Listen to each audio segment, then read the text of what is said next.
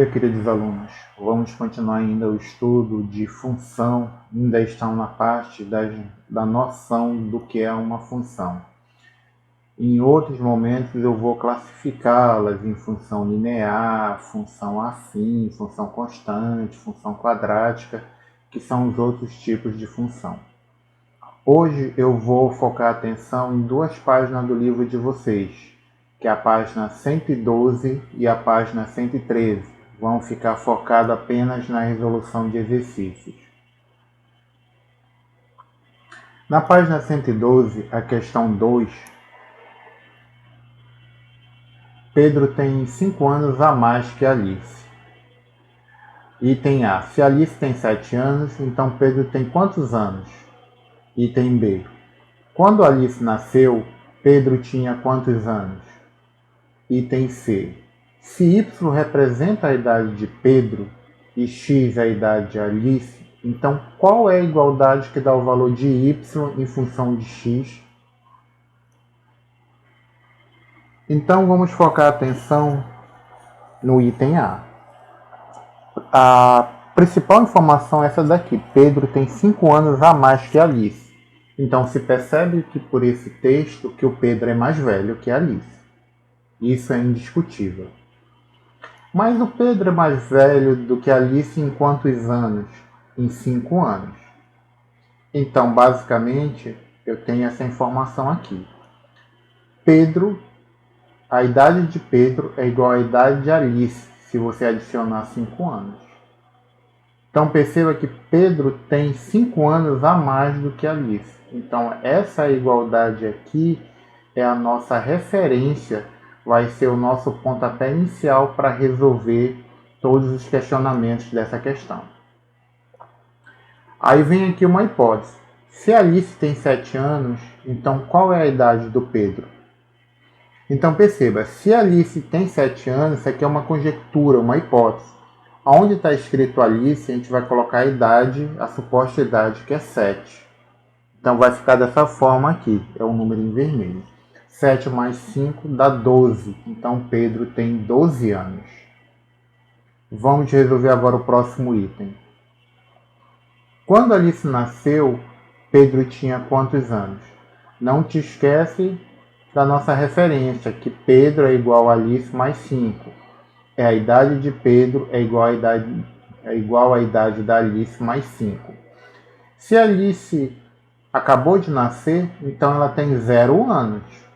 Então, onde tem Alice, a gente coloca 0. Então, vai ficar 0 mais 5. Então, qual é a idade do Pedro? 5 anos. Então, até o momento, nós não utilizamos nenhuma fórmula matemática. Nós apenas usamos as informações que a questão sugeriu para a gente. Agora, no próximo item, aqui já está pedindo a lei de formação da função. Lei de formação, também chamado de fórmula. Se Y representa a idade de Pedro e X a idade de Alice, então a igualdade que dá o valor de Y em função de X, repara que eu quero o meu Y igual a F de X. Então a gente sabe que a idade de Pedro é Y, então Y é Pedro e X é a idade da Alice. Então nós temos isso daqui. Onde está escrito Pedro, você coloca Y. Onde está escrito Alice, você coloca o X. Então não vamos ter essa expressão aqui. Então essa expressão matemática aqui, Y igual a X mais 5, é a nossa fórmula, ou lei de formação. Basicamente a maioria das questões que aparecem no Enem, ou que você vai trabalhar comigo, ou no ensino médio, vai ficar em torno disso daqui. Vai te dar um texto, ou uma tabela, ou um gráfico, e vai pedir para você encontrar a fórmula, ou a lei de formação da função. Vamos resolver a terceira questão da página 113. Isso aqui, esse desenho representa uma máquina, na qual aqui entra o número, ele é transformado por essa regra aqui. O número que entrou você vai multiplicar por 3 e somar 2. E a saída vai ser esse número. Vamos ver como é que isso acontece? No item A está pedindo para você completar essa tabela aqui todinha usando essa regra. Repara que o número x eu deixei ele em vermelho para destacar. Na primeira entrada entrou o número menos 2. Você vai multiplicar por 3, por isso que está 3 vezes menos 2, entre parênteses porque o número é negativo, mais 2 é a segunda parte aqui da regra, somar 2. 3 vezes menos 2, você multiplica, sinais diferentes dá negativo, por isso que deu menos 6. Menos 6 mais 2, subtrai e dá o sinal do maior, o maior é o negativo. Vamos subtrair, 6 menos 2 dá 4, como o maior é o negativo, por isso que deu menos 4. Então observe que entrou o número menos 2 e saiu o número menos 4. Agora vai entrar o número menos 1. Então vai ficar 3 vezes menos 1 mais 2. 3 vezes menos 1, sinais diferentes dá negativo. 3 vezes 1 dá 3, mais 2. Menos 3 mais 2, subtrai e dá o sinal do maior. O maior é o negativo, por isso dá o sinal de menos. E 3 menos 2 dá 1. Então entrou menos 1 e saiu menos 1. Mas quando entrar o zero, vamos ver o que acontece nessa máquina. 3 vezes 0 dá 0, mais 2. 0 mais 2 dá 2. Entrou 0 e saiu 2. Agora vai entrar 1. 3 vezes 1 vai dar 3 e você vai somar com 2, que é a segunda parte da regra. 3 mais 2 deu 5. Entrou o número 1 e saiu o número 5. Entrou o número 2 agora. 3 vezes 2 mais 2. 3 vezes 2 dá 6, mais 2 dá 8. Entrou o número 2 e saiu o número 8. Entrou agora o número 3. 3 vezes 3 mais 2. 3 vezes 3, 9. Com mais 2, 11. Então entrou o número 3 e saiu o número 11. Perceba que valores de entrada vai ser sempre o nosso x. E valores de saída sempre vai ser o valor do y. No item B, pede para me escrever a lei ou fórmula matemática que dá o valor de y em função de x. Então perceba que agora vai entrar uma letra e esse x representa qualquer número. Então perceba que qualquer número vai entrar aqui e vai sair uma expressão algébrica aqui do outro lado. Então perceba que onde tem os números em vermelho, que foram todos os números de entrada, existe um padrão. Eu vou trocar todos esses números por uma letra só, que vai ser o x, que vai representar qualquer um desses números aqui. Então vai ficar como a nossa expressão? 3 vezes x, onde x representa qualquer um desses números já citados, ou até mesmo outros, mais 2. 3 vezes x, basta colar o número na letra, 3x mais 2.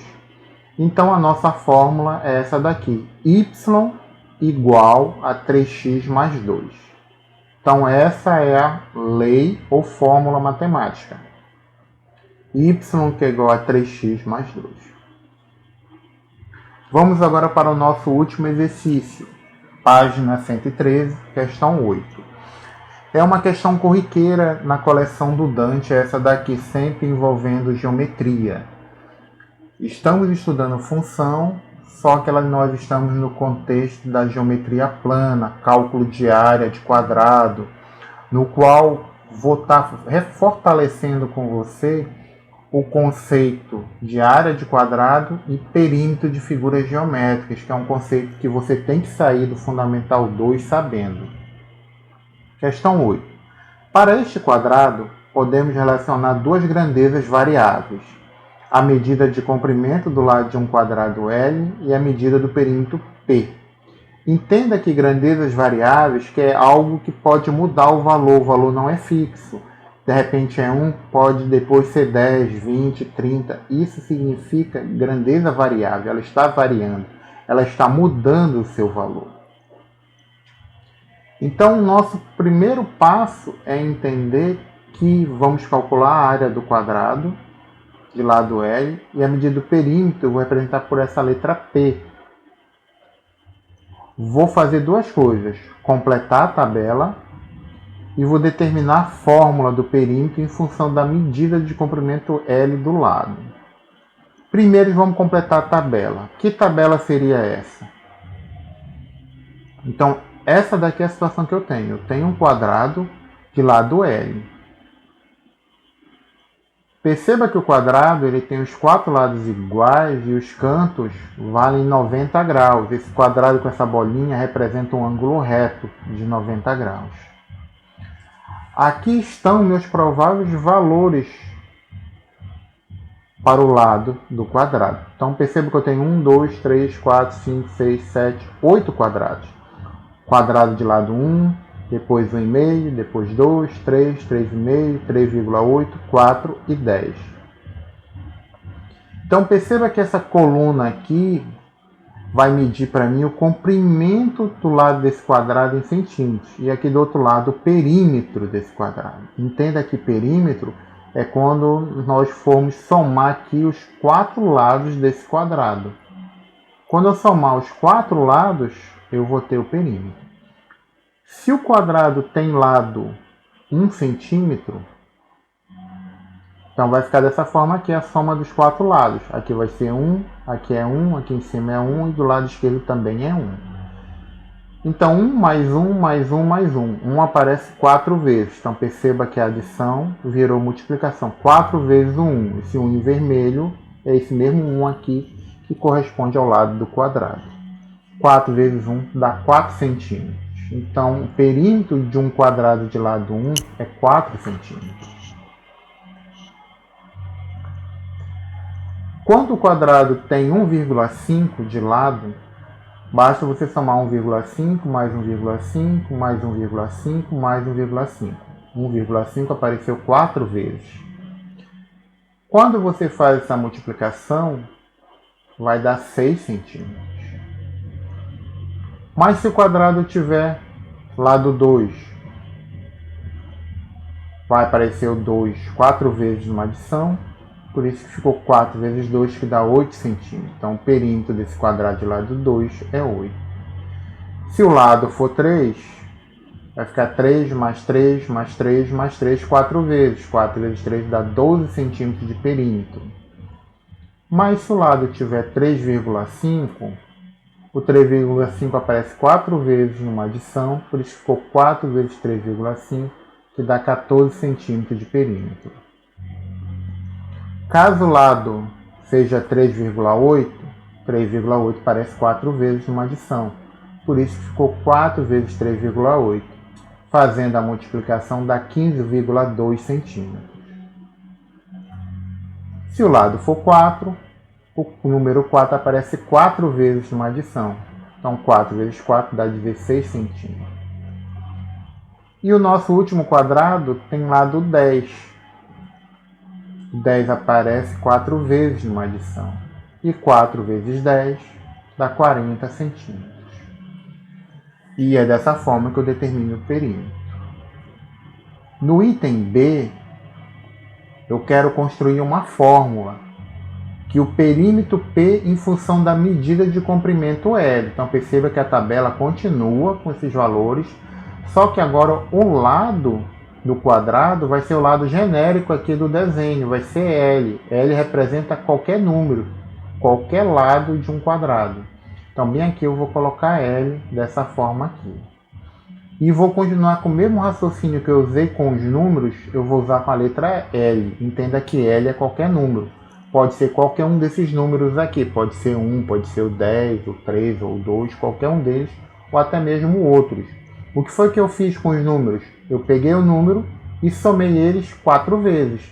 Então aqui eu vou fazer a mesma coisa com L. Vai ficar L mais L mais L mais L 4 vezes numa adição. Se aparece 4 vezes numa adição, então eu posso transformar numa multiplicação. Então vai ficar 4 vezes o L. Então a nossa fórmula é 4L. Então perceba que a fórmula para a questão 8 vai ser P igual a 4L. 4L seria a nossa fórmula matemática, mas a fórmula matemática está completa se você escrever P igual a 4L. Eu recomendo você assistir esse vídeo com o caderno do lado, fazendo registro, fazendo as anotações e verificando esses meus cálculos. Caso você não tenha muita tranquilidade em fazer conta, você pode usar a calculadora para você começar a se acostumar e a partir daí começar a entender o assunto. Não emperre nesse assunto porque você não sabe multiplicar. É bom você correr atrás e sanar essa sua dificuldade. A gente para por aqui e até a próxima aula.